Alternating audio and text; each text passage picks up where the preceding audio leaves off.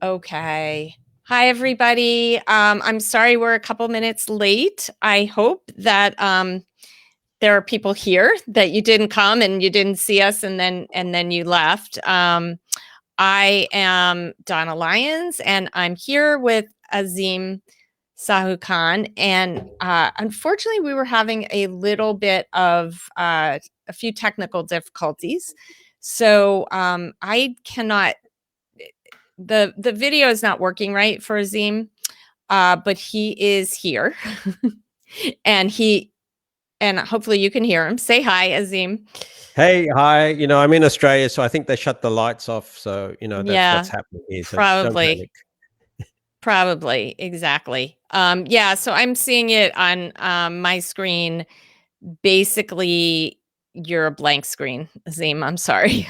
That's um, I've had yeah, people say worse to me, Donna, so that's okay. Yes. So yes, I'm not going to say I'm sure people have said worse to you, Azim. But yeah, I see that Lee is here, and so if you guys could just check in and tell me where you are joining us from while we while we get started, and I'll just give people a minute or two to join us. And there's always got to be something to get our energy up. And today, what got our energy up was that Azim's camera, his video is not working. So I know you think I'm talking to a blank screen, but really he is here. And actually, I think what I'm going to do, Azim, since they can't see you, is I'll just make myself full screen. And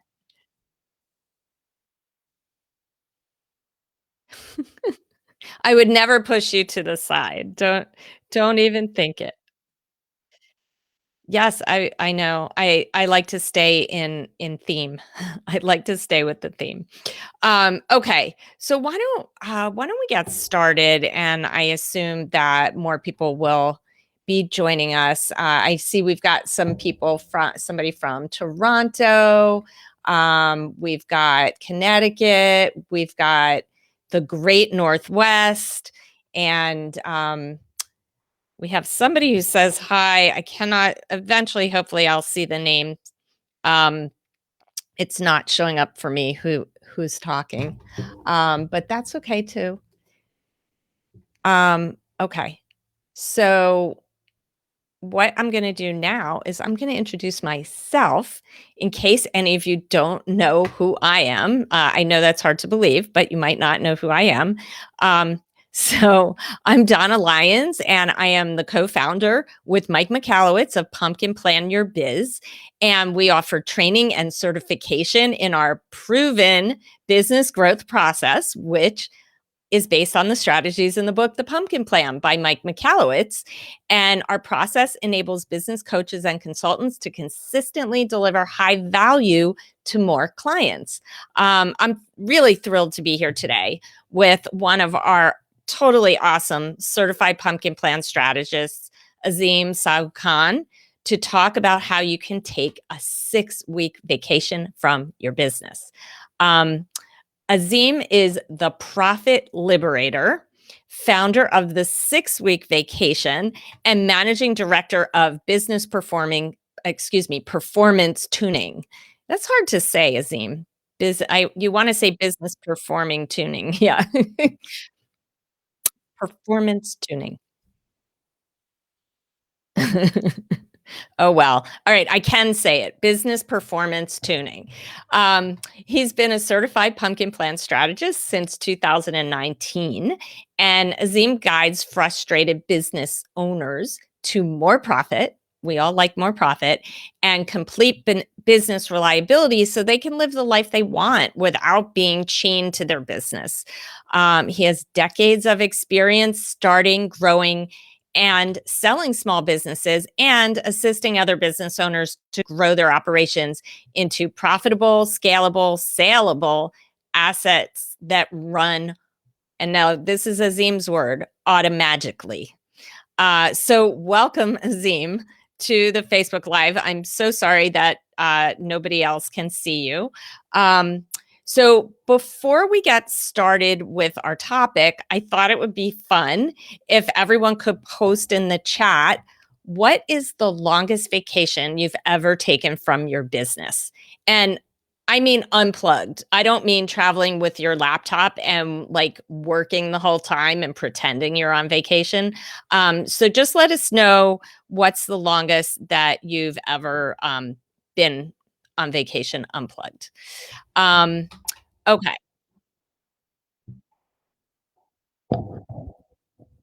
Oh, shoot. They can't hear Azim. Okay, let's try that. Um, Somebody just said never happened. okay. All right. So talk again, Azim. Okay, so can everybody out there hear me? Um, hopefully. Um, yes. So I don't know yet because there might be a little bit of a delay. Okay. Um, but okay. So Seeing some great comments there. yes.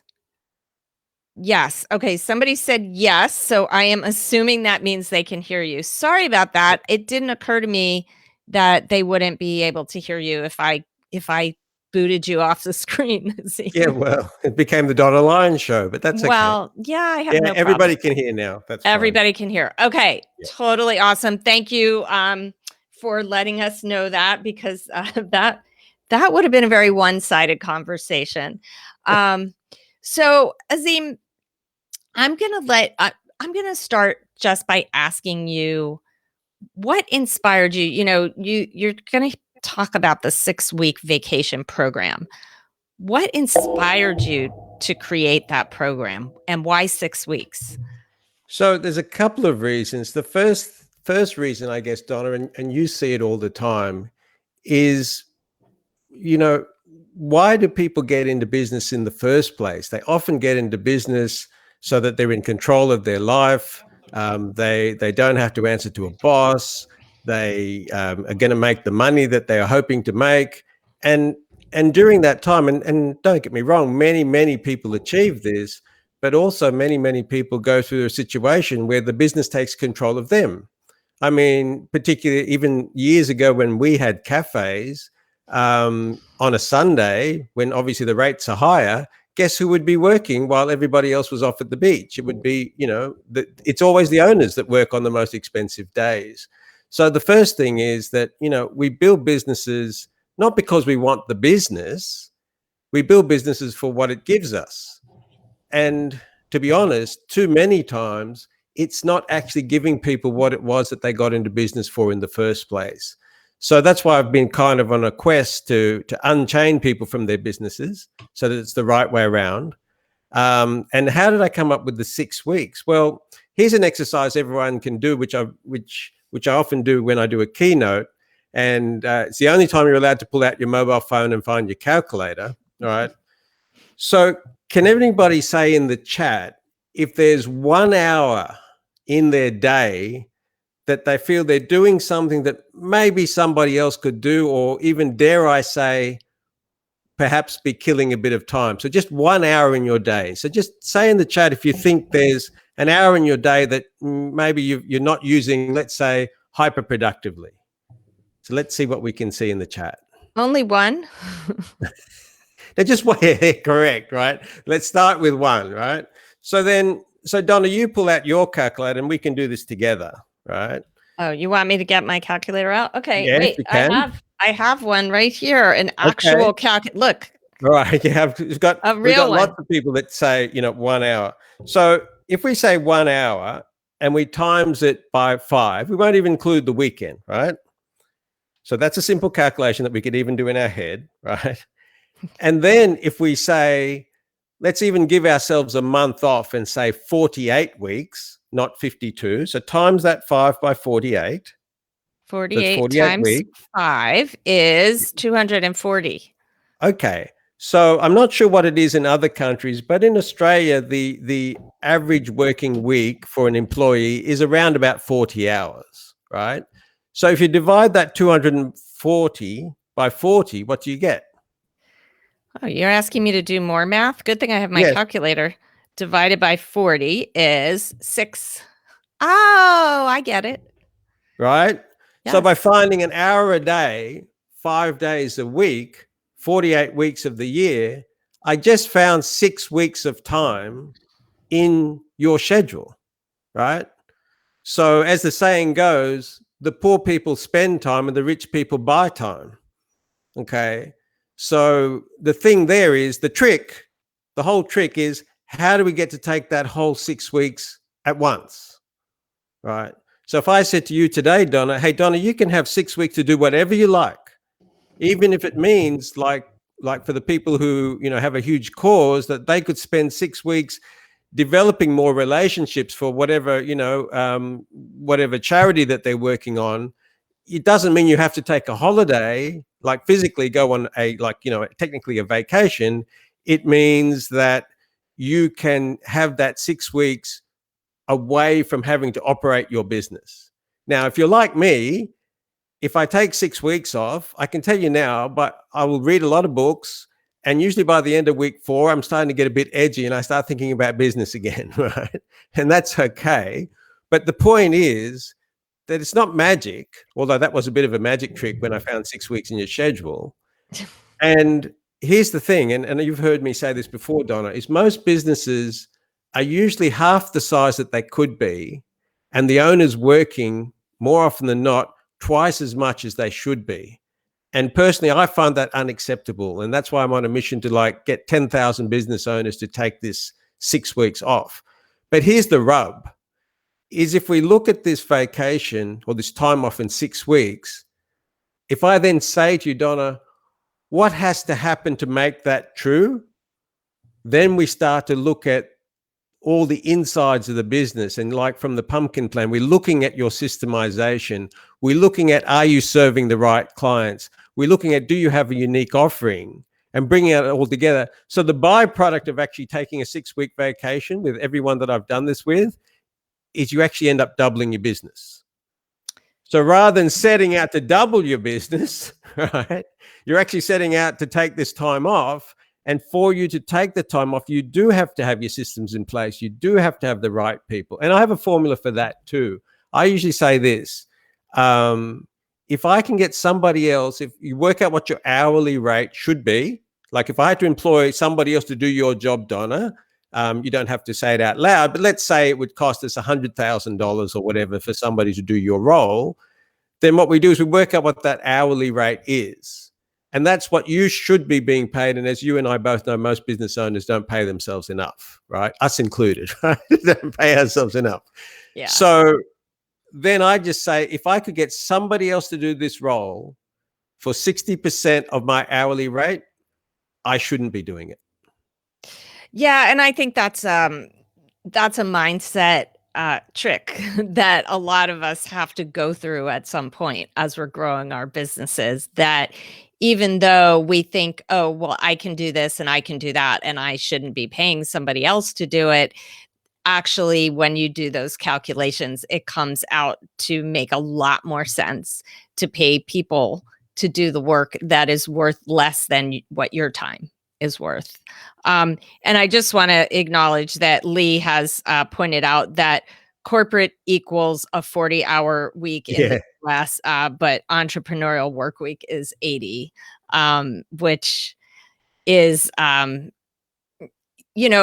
think, as you said, a lot of business owners start their own businesses because they want to have control over their lives and their time. And then they find that they're losing control or have lost control, and their business has taken over. So the idea that we could take all of those spare hours and turn it into a 6-week vacation away from our business and grow our business because of it is very intriguing, Azim. So when you are starting on this journey with a client of saying, okay, we're going to get you from, your last 2-day vacation to a 6-week vacation. And like you said, it doesn't have to mean going away and traveling, although for Maybe someday we'll be able to do that again. Yeah, true.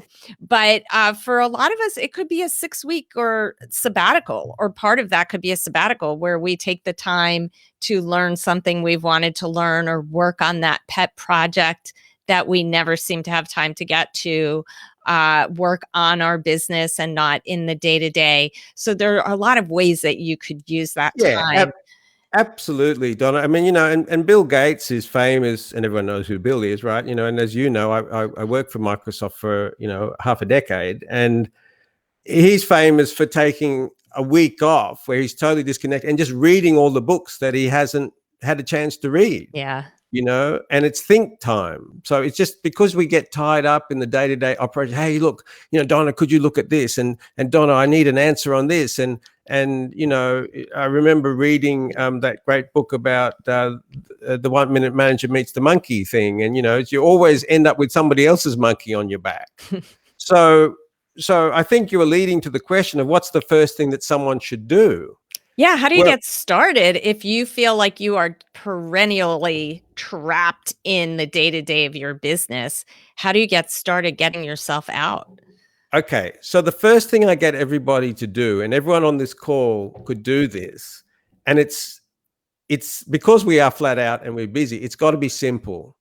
So the first thing I get people to do, whether it's in their phone or they carry a little, I usually get people to carry one of those little spiral bound notebooks that they can put in their pocket, is every time you change the activity you're doing, it's not a timesheet.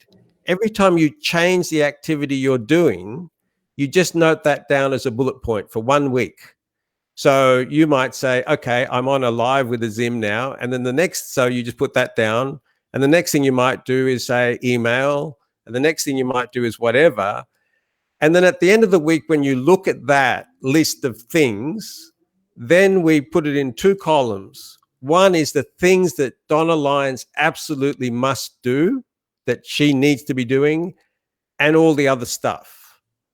And I've got some great examples now, but I can tell you the average normally works out to be about 1/3 of that list will be stuff that only Donna can do.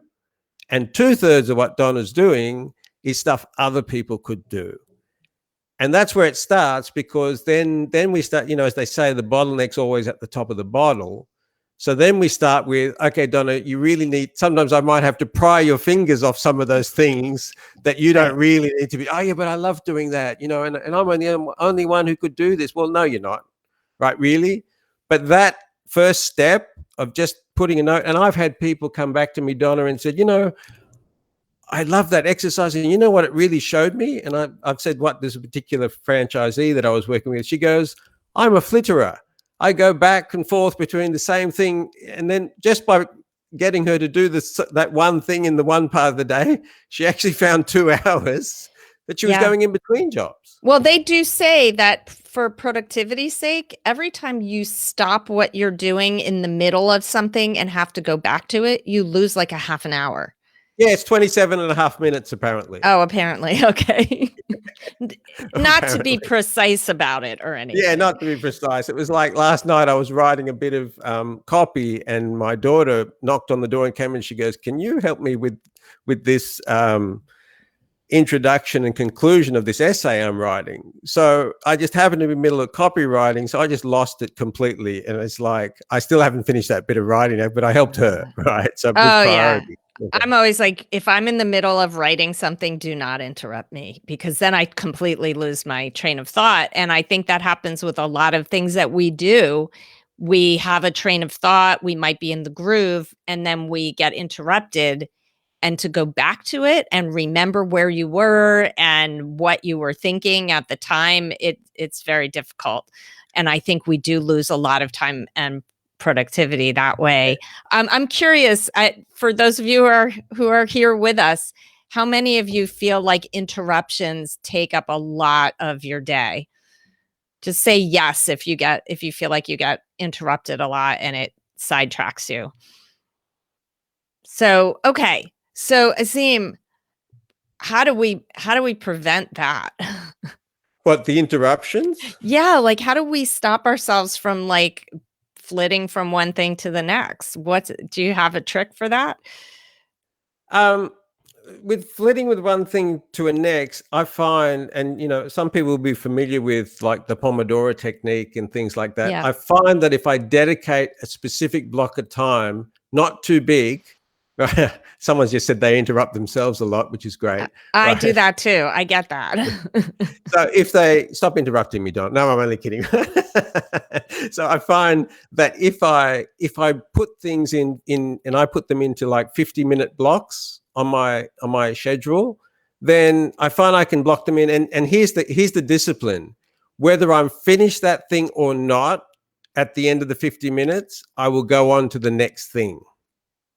Because often we'll get into something and we'll end up spending 6 hours on it and go, oh my God, I haven't done all these other things. And then we're in overwhelm and so on and so forth. And I remember, I think it was Ernest Hemingway had this great trick. He used to always finish his writing the night before in mid-sentence. So he wouldn't complete the last sentence. So when he got up and he sat down at his book in the morning, at the book he was writing, he just continued the sentence. So he never ever had writer's block, right? So another thing I do is getting my week organized. And I wouldn't by any means put myself forward as a productivity expert, because we all, kill time at times. But I've found theming my days is super helpful as well. So I'll have Marketing Monday, where I'm dedicated towards doing marketing stuff for my own business. I'll have Turn the Wheels Tuesday, where I'm doing work for clients. I have what I call in Australia Walkabout Wednesday, which is the day I have most of my meetings. I have Teaching Thursday, which is when I do most of my coaching and advisory work. And then here's the cool thing. I have Freeform Friday, and there's nothing scheduled for that day. And anything, so if Donna says, hey, Azim, do you reckon we could get together about this, this, and this, and it's not in my schedule, I say, hey, that'd be great, Donna, let's do that on Friday. So I push all the interruptions into Friday, right? I love that you name your days. Like, you have theme days for yourself. That's awesome. You're gonna have to send that to me and I'll post it, because sure. I think that's great. I think we should all have Walkabout Wednesdays. I like that. Walkabout Wednesday is great, because you wake up in the morning saying, I'm going to go out and meet people today. And even if it's a new prospect or make new connections, and that's the thing. But the other key trick that I've found in terms of the interruptions is all of my clients know from the get-go, from the start, that I don't, unless I'm expecting a specific email or call from you, I won't go to email or answer my phone before midday my time. So, and as you know, Donna, I'm usually up at about 4 a.m. in the morning, 4 to 5 a.m. in the morning. So I'll get between that time and midday to work on my stuff. Because the moment I answer the phone, I'm now on your agenda and not mine. Yeah. I agree. I have found that I get a lot more done when I group certain activities together. Like, I have certain days where I do phone calls, or I always say phone calls. Nobody really talks on the phone anymore so much. Where I do my Zoom meetings. So I have certain days where I do appointments, and other days that I try.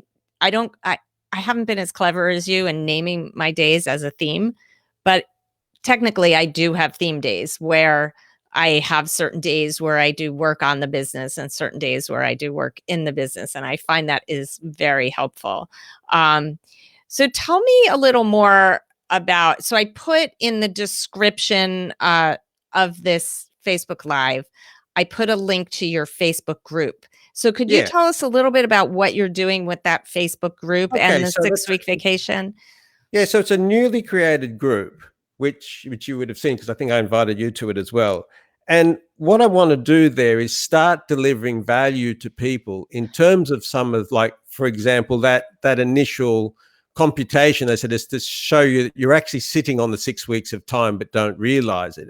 And then start sharing in their actionable things that people can do, and to get people's feedback on it, and provide a community which actually provides support. Because one of the things I found, and we've all just been, like, you've been in the same situation as I have, like this last year, like, pretty much this time last year, I was sitting in New Zealand when they decided to lock everything down. It's like been a whole year since this whole thing turned to custard.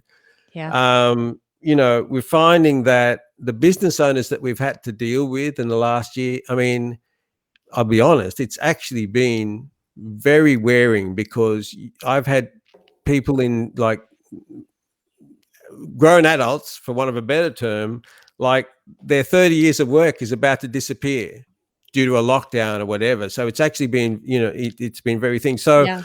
the point is that one of the things about that group, and I'm calling it a community, is often business owners, they just need someone else to talk to who's in a similar situation and say, hey, I got to put my hand up because I'm struggling with something here. And it's a natural thing of community that when you've got like-minded people, they will tend to help and jump in and support, and Right. that's the thing. So the idea behind the Facebook group is to help people progress to that. And like later in the year, I may run some specific workshops around this, but just if you sit there and do that calculation of what's the hour in the day I can find, and we're not even talking about the weekends, right? I'm even like, if you add the weekends to it, you've probably got 3 months off, right? But just in your day, there's an hour for sure that you can do. And when you start and you add that to your list of, here's the things that I really need to do, and here's the things that hey, really somebody else could do. I mean, I had a business owner who, one of the things on his list of things that somebody else could do was he was washing the vans, the delivery vans. I'm thinking, why are you doing that? Because that's what he did. And here's the Yeah. trap for most people, Donna, is we still try to operate the business as it was when we started it. And you're Right. now 5 years down the track. Now the business is a different beast, but you're still running it like you did early in the piece. I've got to do everything. I'm the only Right. one who can make that decision. I'm curious, how many of you here feel like you're sort of stuck doing things that maybe don't have to be you, but you just haven't gotten yourself out of that cycle yet. And you're doing things like washing the van and you're also running the business. No, I mean that it's not unusual, I don't think, that we go, "Oh, well, I know how to do it or I can do it. I'm available." But what happens is it takes away from the bigger picture work that we could be doing. And I think maybe the other issue gets to be a chicken and egg where you say, well, I can't, the mindset is I can't afford to pay someone else to do this. And like we said earlier, we have to get ourselves out of that mindset and figure out the true value of our own time and what we could be doing with that time. True. And Mike has a really good trick for that. Mike McAlowitz has a really good trick for that, which I've applied over and over again, even at large corporate levels. We call it, I don't know what Mike calls it, but I call it employee X. And we open a separate bank account and we pay employee X into that bank account all of the entitlements, all of the wages, whatever it is, each week, as though that person was really there. And then at the end of 90 days, and here's the beauty of it, and everybody who's done it just absolutely loves it, because it takes that can I afford it, can't afford it. At the end of 90 days, you will know that if your business has been struggling a little bit or been stretched too far by putting that extra employee money into employee X's account, then there's the definitive answer whether you could afford it or not. Right. But the So bonus is basically, this. you start putting the money aside as you do the work, and then you Correct. know whether you have the money to pay somebody to do it. And the beauty of it is, Donna, is at the end of 3 months, you've been paying, and you say, hey, my business can't afford that. You've been actually paying a non-productive employee for 3 months. And then you bring somebody on, which means that you've actually got their first 3 months of wages put aside already. Right. And that's your training time anyway. So you just win. You just and that takes, because I get that as you would a lot. I'm not sure if I can afford that extra person. Well, let's pay Yeah. them as though you had them. Yes. And I like to think about, well, what could you do to grow your business if you weren't spending your time washing the van? I like that as a metaphor, 100%. washing the van, right? And And that's someone, what I meant, Donna, is that yeah, the byproduct of the 6-week vacation is you probably end up doubling your business.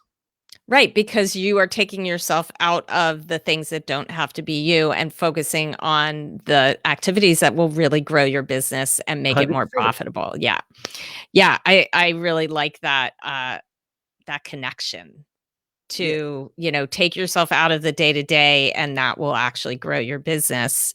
But Megan brought up a good point. She said it's tough to take the time to explain to save us time, right? So we do it because we think it'll take too long to explain. So that kind of brings us back to the whole, if we're thinking about the sweet spot and the pumpkin plan, it brings us back to the systems and processes. 100%, 100%. And the reality is, and look, here's an example of something I did with a business owner a few years ago now.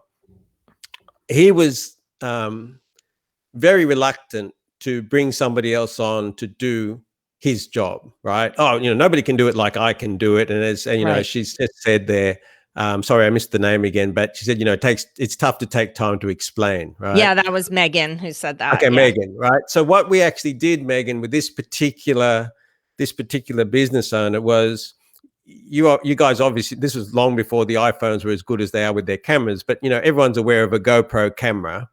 So what we actually did was there's a thing called a chesty, which is where you have a little harness where you put your GoPro on your chest for people doing skydiving and stuff. So what we did was I got him to strap a GoPro to his chest, right? And he just went through a whole half a day in his office, and I just got him to narrate what he was doing. Okay, so I've taken this, and including his phone calls, right? And he said, okay, well, I've taken this booking. Now I'm going to file it in this Manila Yeah. folder. So as he was doing it, we had the visual, and then we took that whole video and sent it to rev.com and got it transcribed for, I think it was $1.50 a minute.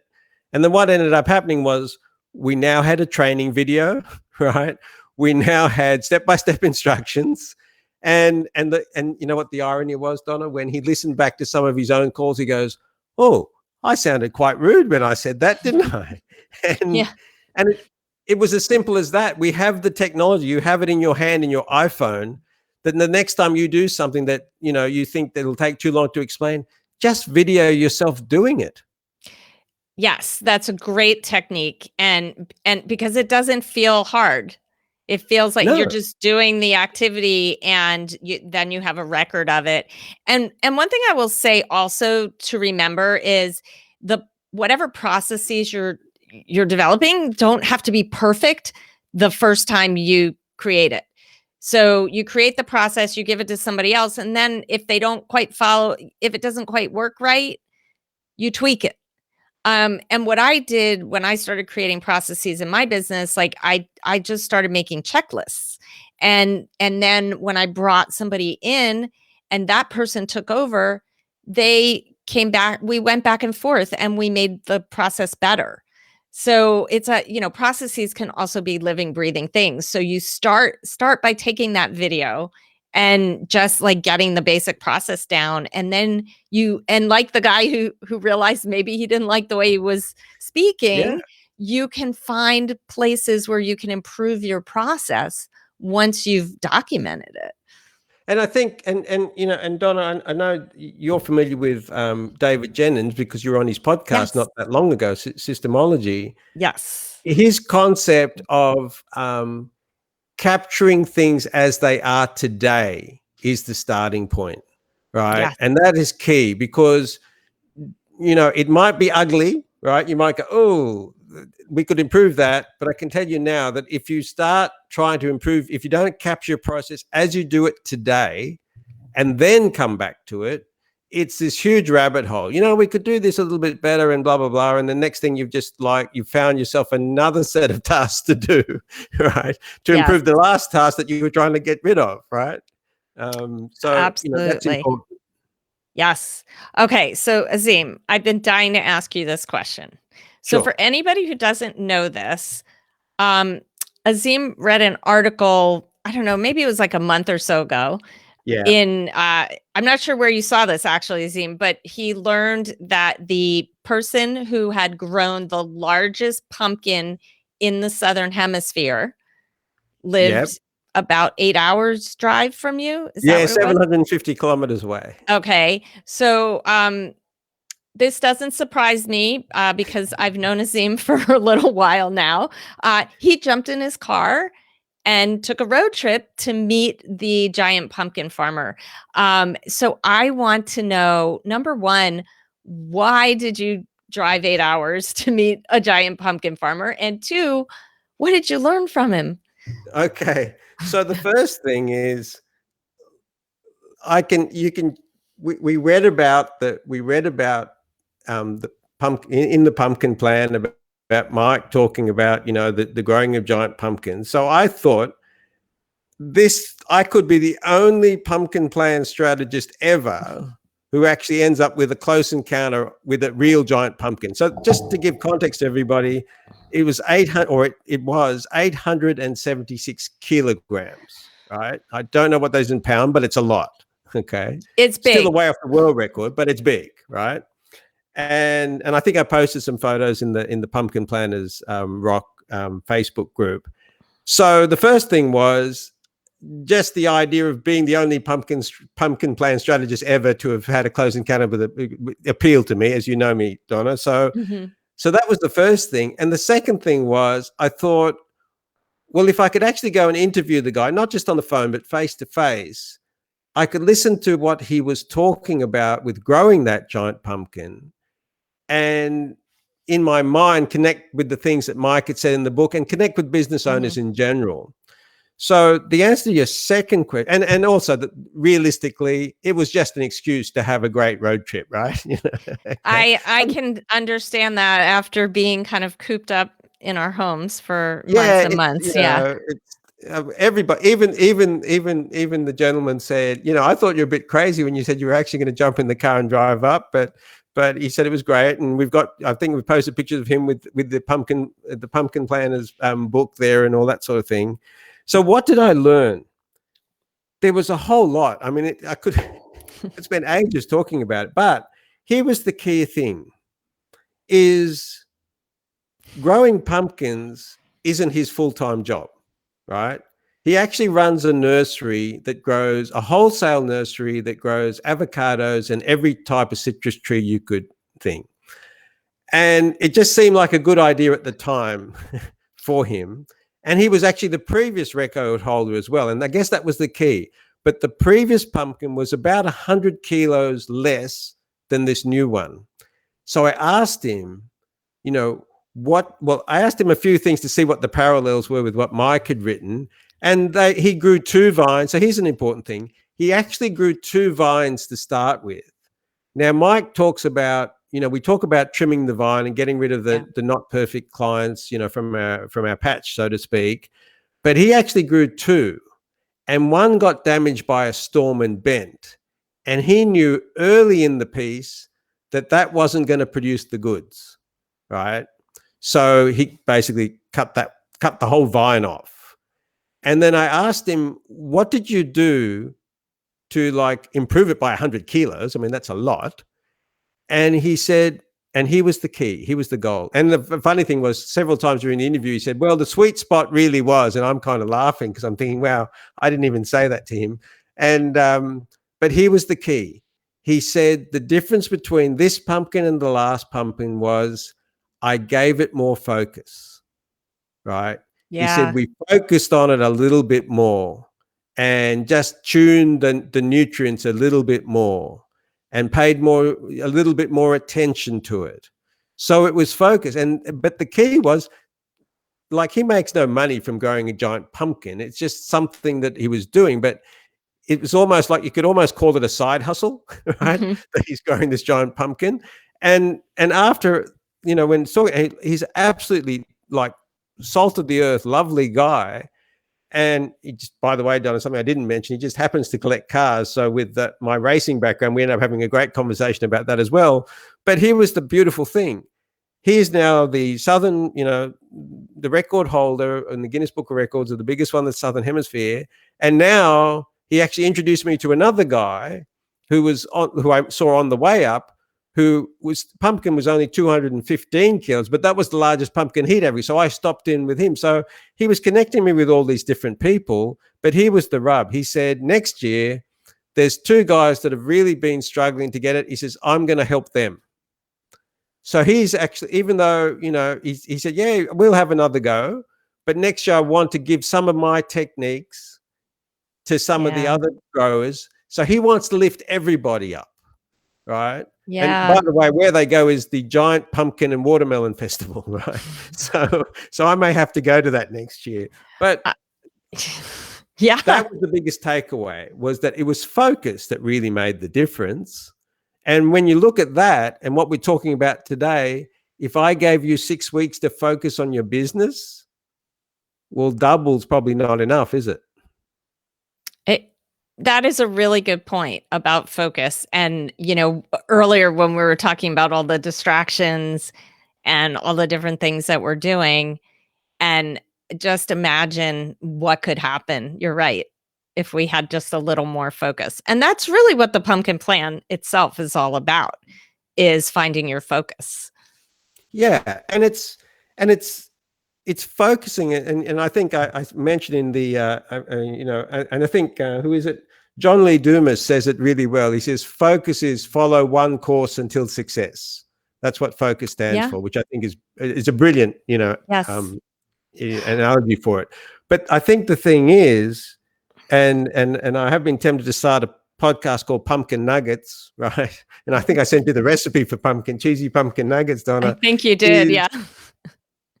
I think that's the thing as well, isn't it? Is if you focus on one little part of your business at a time, like one block at a time, the difference is will compound quicker than you can even believe. And that comes down to bringing back your own time.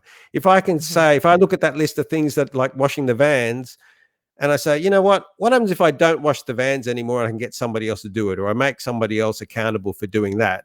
If you can just get rid of that one thing to start with, and it's like we're not expecting anybody, like even with the clients that I work with, we don't suddenly say, okay, well, let's take 6 weeks off and see what Right. happens. Right. You take Monday off, or you take Friday off, and totally disconnected. If I have to confiscate their phone, we do, right? And then you see what's blown up on Monday, right? Yeah. You Yes. know? Well, that's a really super good point. Like, first of all, baby steps. Yeah. You don't bite off too much at first. And the other point is, when you do these little tests, they show the gaps that Yeah, you for have to sure. fill. And so much of the work that you do with business owners, and I'm everybody on this call would associate with that, is there's so much between our ears that we just A, won't let go of, and B, you just haven't taken the time to explain it to somebody. And when I and as you know, Don, I work in all different aspects of people's businesses. When people are training people in their own business, we use the medical model, which is basically watch one, do one, teach one. So if I was training you to do something, say, hey, Donna, watch how I do this, and you do it.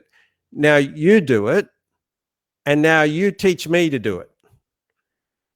And when Yeah. you do that, a couple of things happen. Is when you teach me to do it, I'll completely know that you understood it, because you have to teach it back to me. The second hidden benefit is I'll know if I'm a really not great teacher, right, in the first place. I was going to say a different word, but I realized I probably shouldn't, right? If I'm not a great Keep teacher, it clean. Keep it clean. yeah, a rotten teacher, right? And then then the benefit is I know that staff member went away fully understanding it, right? And as I said, if you just start to, like, something I love to say? I love to say that the greatest sculptures that we ever see are not made by adding things on; they're made by chipping things away, right? So the That's good. masterpiece is chipping stuff away. It's not adding stuff onto it. That is so true. You start with a block Yeah. and you chip So we away. can start chipping away these little things, these things that we really don't need to be doing, and let them go, let them be free, right? As I Yeah. like to say, when we need to let a staff member go, well, not for my business, but is it free them up for new opportunities, right? So when they need to be free, you start to unveil the masterpiece that is your business. And most people, they have a fantastic business underneath if they just get rid of all the stuff. I Yeah. mean, because the following conversation, Donna, is often, people will say, okay, well, what's next with your business? Oh, well, I'm going to grow it to this and I'm going to sell it and blah, blah, blah. And I say, great. What are you going to do with that business? That's great. What are you going to do with the money? And they say, well, we're going to pay off the house, take a holiday, and we might invest some. And I say, so Donna, tell me about that investing. And invariably, and here's the key for everybody on this call, invariably you'll say, I'm going to invest some possibly in shares or some sort of fund. And then I'll say, well, hang on, just wait a minute, Donna. You're going to go from a business that you have 100% control of and you're 100% shareholder. You're going to take that money and put it into another business that you're a minority shareholder, you have no control over, and hope you get a return. How does that make sense? Well, you are bringing up a whole other topic that I know. but this is really key and something that I would like to, that I'm glad you brought up, because we do need to look at our businesses as our biggest investment. It because is. we're How many people have you met that have hugely asset rich? They'll have houses everywhere, but they have no cash flow. And the reality is, Donna, we're probably the average age is going to be like 85 when it wasn't 20 years ago. So you've got to do that. So my point is that if you can get a business where you can step away for 6 weeks, you can step away for 6 months. You could step away for a year. Now you have an ATM that's going to keep you in money for the rest of your life, that you don't have to spend a lot of time. You can if you want to, but you're not chained to it. Well, and the key here, we shouldn't skip over, and I know you're very focused on this too. It needs to be a profitable business so that it is paying you while you're not there. Correct. And that's the thing, isn't it? Is that while you're not there, it needs to be able to not just run, which a lot of people say, yeah, I can take 4 weeks away from my business and there'll be a few fires to fight when I come back. But did it grow? No, it coasted. Yeah. Once you get those systems in place, well, what is our lead generation system? Like we're talking about systemization in the public. What is the lead generation system to bring our perfect clients to us? Richard Branson has 400 plus businesses, and he cuts the ones off that don't work, but he's not running them all. You don't think he's washing the vans? Probably not anymore. Probably not, he did at the start. And I guess, that's kind of a good place for us to wrap up from that point of view is, we only ever see the end result, right? So when we look at Michael Phelps and all the gold medals he won, so I'm using it in context of the US, all the gold medals he won in swimming, we weren't there at 3:00 in the morning when he's swimming up and down the pool, looking at the black line on the bottom of the pool. We weren't there for that. We just see at the end, He's probably a 30-year overnight, success. Yes. I completely agree that nobody is truly an overnight success. There's always years and years of work and failure even that goes into that. Well, I like to call it learning. We either win or we learn, Donna. Right. Right. Exactly. I like that. And one other thing that I want to throw in there about taking that time away from the business. I know my personal experience has been that when I am away from the business and out of my normal routine, that's when I get my most creative. Sure. And I'm not talking about when I'm running around and doing things with other people, but when I get some quiet time, suddenly the ideas just start coming to me, and the clarity also comes when you're not bogged down in the day-to-day. So there's a lot of benefit to your business of taking time for yourself. Everybody talks about meditation, but just taking a walk, just doing something that is outside of all of the potentially, stress and chaos of your business and allowing your brain to quiet, that's when the clarity and the ideas come to you. So, and how many people, Donna, are on that? How many people's best ideas come to them in the shower? Oh yeah. Or even asleep. Like I have some of my very best ideas when I first wake up in the morning, and I'm sure that I've figured them out while I was asleep. because generally in the shower, Yeah. generally, and I don't Yeah. want to know anyone's personal details, but No, no, generally no you're there, TMI, no yeah, TMI you're here. there by yourself, right? And you're isolated. So, that is exactly what you're talking about. And I often find even the process of walking, I get all of my clients who have staff to make sure they do a walk and talk at least once a month with their staff. It's out of the environment, just walking. And the insights they get is just people go, oh my goodness, I had no idea that this person was feeling that, and whatever. And the thing is that when you're trying to, people often say, oh, well, Azim, explain to me how I can get my staff to treat the business like it's theirs. And I said, well, you can't, because it's not, right? It's not theirs, it's yours. But Yeah. here's a really great tip. If you can, and I just did a strategic Okay, before you tell us this tip, Azim, yep. hold that thought. I would love. I saw somebody post a takeaway in the comments, so I would Sure. love it if everybody could post what they're taking away, because I think you gave so many great tips today. Okay, so what's this last tip? The last tip is basically is that if you can't show your team how their life will be better by joining you on your mission, right, you won't get the buy-in. And I facilitated strategic planning for a company, for a franchisor, for 2 days last week. And at the end of it all, I went around the room and I said, okay, so if we achieve all these things, how will your life, yours, be better because of it? And it was just an eye-opener for all of them. And it all came in, well, I will develop so much by what I have to learn to deliver on this. And it was great. So Yeah. unless you can show people how their life will be better by joining you, it's very hard to get them to buy in. But it's a great question when you ask, how will your life be better? Because a lot of them are probably thinking, they want me to make these changes. They're trying to make my life harder. Yeah, Right? yeah, So you yeah. flip that mindset and show them the benefits. And something that another business owner did that I thought was really great was, when she decided she wanted to implement the pumpkin plan and she knew she wanted to get buy-in from her team, from her staff, she hosted a book club, and she made it optional, but she offered everybody breakfast if they would come to her book club and read the pumpkin plan, and then they discussed it. And the entire company then was excited about implementing the pumpkin plan. So she didn't Yeah. have to pull them along.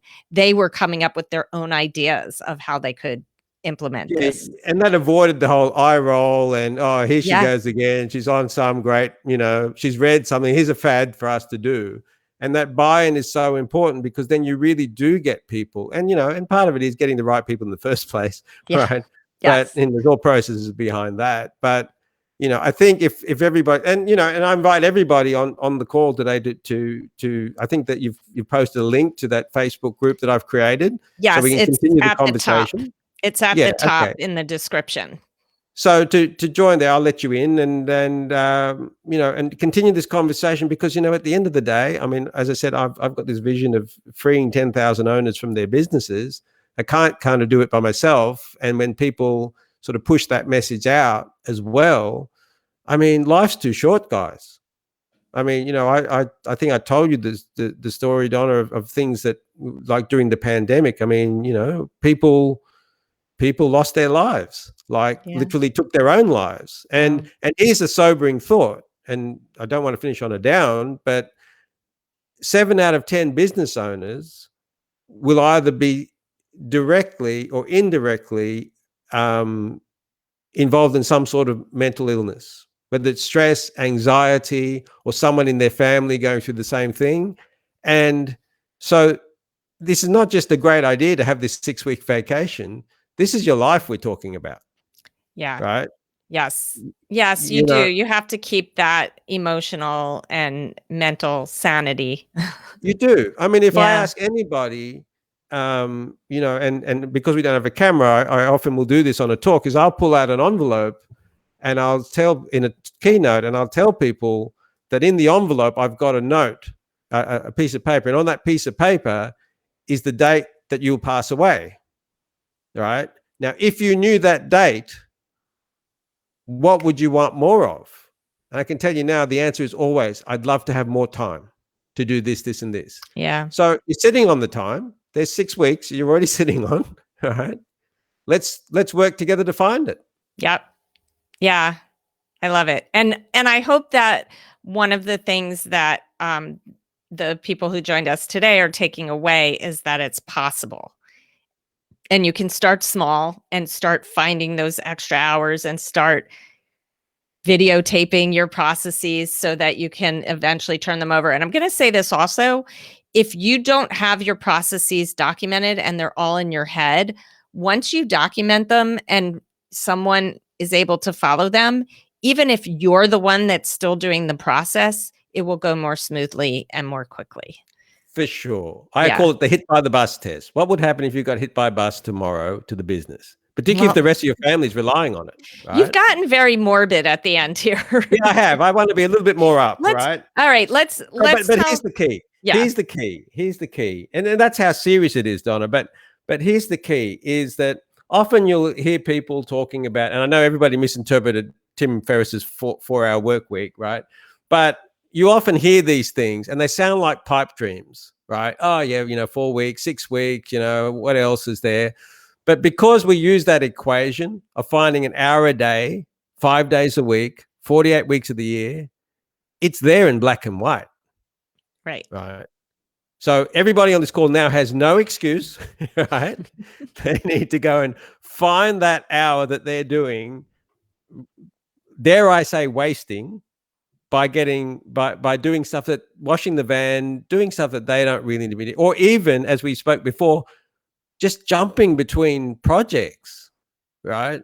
That's the biggest time waster, because going on what you said, Donna, if it takes us half an hour to get back, you jump between 8 projects in a day, well, you've just killed another 4 hours. Yeah, absolutely. And by the way, you have a couple kindred spirits here, because a few people say that they use the hit by the bus idea all the time. Yes. See, so I wasn't being morbid. I was just being realistic. No, I guess you attract other people to you that think the same way.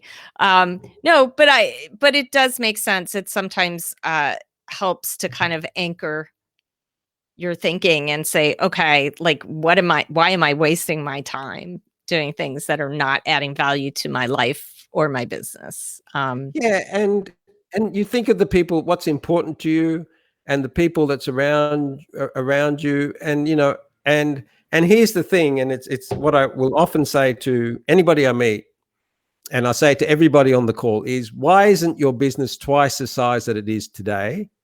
That's the first question. And here's the killer question, which gets everybody uncomfortable, right?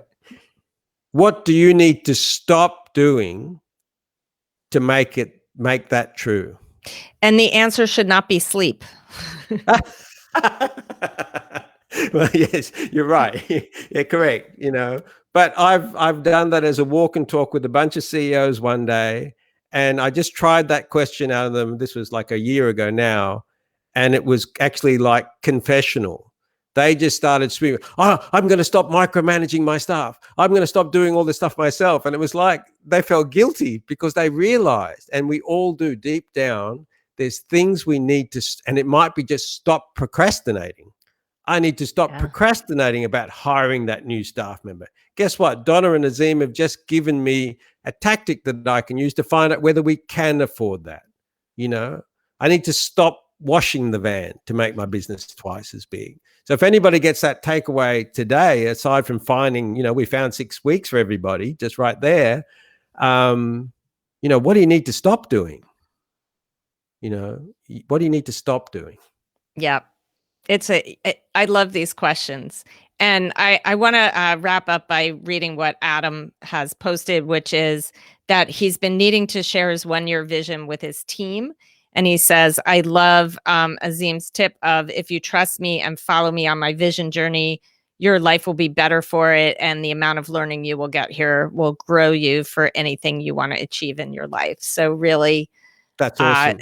Being focused on your whole team and how you benefit all of the stakeholders in your business. So it's your community, it's the people who work for you, it's the it's your clients and customers and vendors. If you can look at it that way and think like, how will all of these people benefit by what we're doing here? That feels very empowering to me. Yeah, and yeah, I think that's a wonderful takeaway. And we often say, well, we do this and we'll give to this charity or we'll do whatever, which is the end. But often business owners forget about the people that work with them. So, I Yeah. think that's an awesome takeaway. Yes.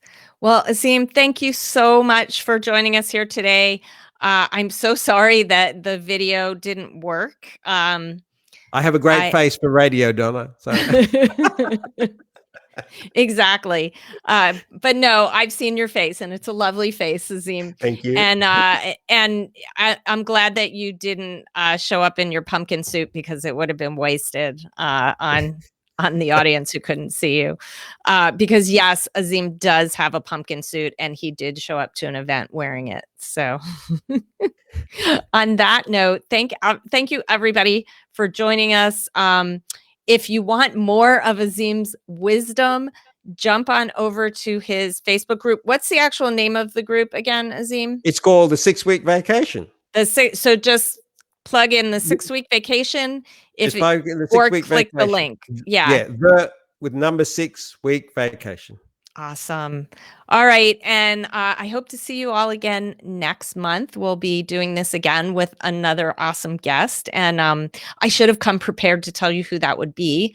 I think it might be Geraldine, who has been a guest in the past. And if I'm remembering my months correctly, oh, no, wait, it's not Geraldine next month. It's somebody else next month. All right. Never mind. Just look for my posts and I'll tell you who's going to be next month's guest. Thank you again, Azim, and everybody have a wonderful, wonderful day or evening, depending on where you are in the world, or morning. And I am going to stop the stream. Bye, everybody.